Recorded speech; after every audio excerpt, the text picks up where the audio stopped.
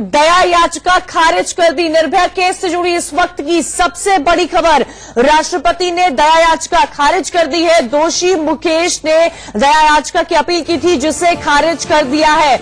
Nirbhaya case से जुड़ी इस वक्त की सबसे बड़ी खबर आपको बता रहे हैं, दोषी मुकेश की दया याचिका खारिज कर दी गई है, यानी कि मर्सी पिटीशन को राष्ट्रपति ने खारिज कर दिया है। बड़ी खबर निर्भया केस से जुड़ी हुई। और आपको यह भी बता दें कि निर्भया की मां आशा देवी को इंतजार था और वो इस बात से काफी दुखद भी थी। उन्होंने सीधा सीधा आरोप यह भी लगाया था कि दिल्ली सरकार इस पूरे मुद्दे पर राजनीति करने की कोशिश कर रही है। ज्यादा जानकारी के लिए सीधा रुख करेंगे राकेश कुमार सिंह, हमारे संवाददाता हमारे साथ जुड़े हुए हैं। राकेश, मुकेश की दया याचिका खारिज। मुकेश की दया याचिका जैसे ही गृह मंत्रालय ने देर शाम राष्ट्रपति भवन को भेजा, अब जो राष्ट्रपति भवन के सूत्र हैं इस बात की तस्दीक कर रहे हैं कि राष्ट्रपति ने मुकेश की दया याचिका खारिज कर दी है, यानी अब उसे फांसी होना तय माना जा रहा है। राष्ट्रपति भवन को भेजा, अब जो राष्ट्रपति भवन के सूत्र हैं इस बात की तस्दीक कर रहे हैं कि राष्ट्रपति ने मुकेश की दया याचिका खारिज कर दी है, यानी अब उसे फांसी होना तय माना जा रहा है। जिस तरह से लगातार समय लेने की कोशिश की जा रही थी उसके वकील द्वारा, और जिस तरह से लगातार एक कोशिश की जा रही थी, देर शाम गृह मंत्रालय ने जो दिल्ली के एलजी द्वारा भेजी गई मुकेश की दया याचिका को खारिज करते हुए गृह मंत्रालय को भेजी थी। गृह मंत्रालय ने उस याचिका को खारिज करते हुए राष्ट्रपति भवन को भेजा था। अब राष्ट्रपति भवन ने अब से कुछ देर पहले जो है इस मुकेश की दया याचिका को खारिज कर दिया है। राकेश, क्या ये भी कहा जाए कि ये टालने की पूरी कोशिश इन दोषियों की तरफ से की जा रही थी? सिलसिलेवार तरीके से समझा जाए तो पहले रिव्यू पिटीशन, क्यूरेटिव पिटीशन, उसके बाद एमएचए ने राष्ट्रपति को दया याचिका भेजी थी जो राष्ट्रपति की तरफ से खारिज कर दी गई है। अब कानून के तहत, अगर कानून की नजरों से देखा जाए तो क्या सिनेरियोज बनते हुए नजर आ रहे हैं? देखिए, लगातार टालने की कोशिश की जा रही थी, चाहे रिव्यू पिटीशन की बात हो, क्यूरेटिव पिटीशन हो या दया याचिका लगाई गई थी। अब जो है सीधे तौर पर गृह मंत्रालय ने देर शाम जिस तरह से एलजी की जो खारिज करने वाली जो दया याचिका थी उसको राष्ट्रपति भवन भेजा था और राष्ट्रपति भवन ने दया याचिका को खारिज कर दिया है। यानी जिस तरह से जो पूरी तौर पर जो गुनहगार, निर्भया के गुनहगार द्वारा ये जो लगातार कोशिश की जा रही थी, आखिरकार राष्ट्रपति ने दया याचिका खारिज कर दी है।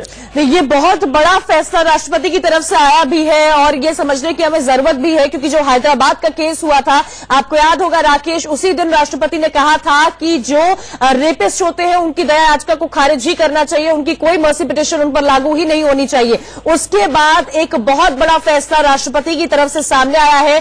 क्या जो दिल्ली की पटियाला हाउस कोर्ट ने 7 जनवरी को फैसला सुनाया था 22 तारीख का, क्या तारीखों का पता लग पाएगा या उन्हीं डेट्स पर होगी, उसी समय पर होगी?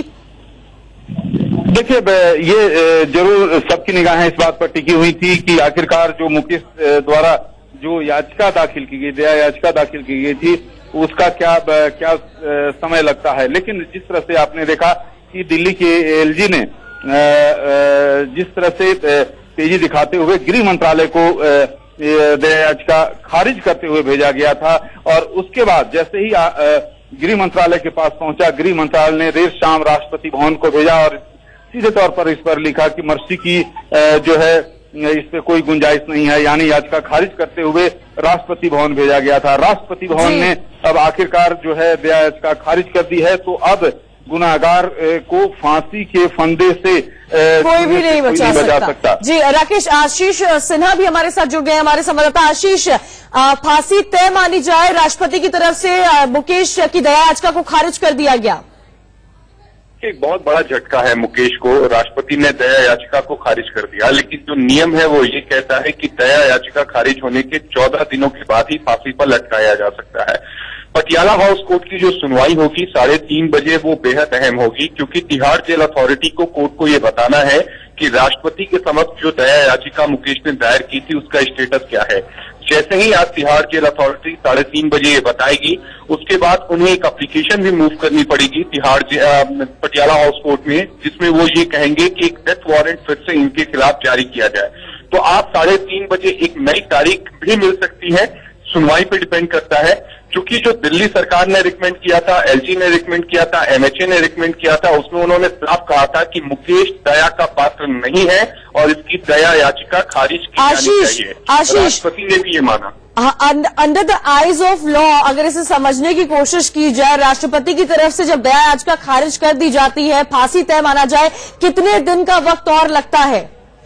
देखिए, मैंने जैसे आपको कहा, दो चीजें हैं। एक सुप्रीम कोर्ट के 3 जजेस बेंच का जजमेंट है Shatrughan Sinha Chauhan versus union of India, plus Tihar jail का जो जेल मैनुअल है उसके हिसाब से दया याचिका खारिज होने के बाद 14 दिनों का वक्त दिया जाता है किसी भी दोषी को फांसी पर लटकाने से पहले, ताकि वो अपने परिजनों से मिल सके। इसके अलावा अगर उसे कोई बिल साइन करनी हो तो वो बिल साइन कर सके, अपनी ये अंतिम इच्छा बता सके। और इसके अलावा अगर उसे कुछ अपने पैसों का लेन देन करना हो, यानी जो जेल में रहते हुए उसने पैसे कमाए हैं वो अपने किसी फैमिली मेंबर को देना हो, तो ये सारी चीजें जो है वो 14 दिनों के दरमियान पूरी की जा सकती है, की जाती है। चूंकि ये चारों दोषियों को जेल नंबर 3 में शिफ्ट किया जा चुका है, जो सबसे हाई सिक्योरिटी जो लॉकअप है वो माना जाता है। और जेल नंबर 3 तिहाड़ जेल का ये वही जेल है जहां पर फांसी का तख्ता है, यानी महज 20 मीटर दूरी है वहां से उनके बैरक से फांसी के तख्ते की।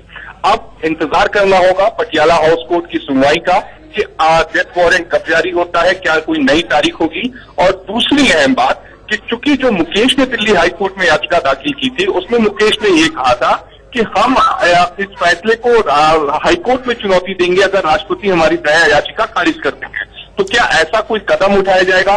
तीसरी अहम बात, 2 दोषी जो है उन्होंने क्यूरेटिव पिटीशन नहीं दाखिल की है, तो क्या वो क्यूरेटिव पिटीशन भी दाखिल करेंगे सुप्रीम कोर्ट में? तो ये तमाम सवालों के जवाब आप शाम को 3:30 बजे मिल जाएंगे। आशीष, यहाँ पर यह भी समझाइएगा कि जिन 2 आप दोषियों की बात कर रहे थे, क्योंकि विनय और मुकेश ने ही क्यूरेटिव पिटीशन दाखिल की थी, क्या ऐसे में इनको जो अगर क्रोनोलॉजी समझी जाए तो उन्होंने बहुत फांसी को टालने की कोशिश की है।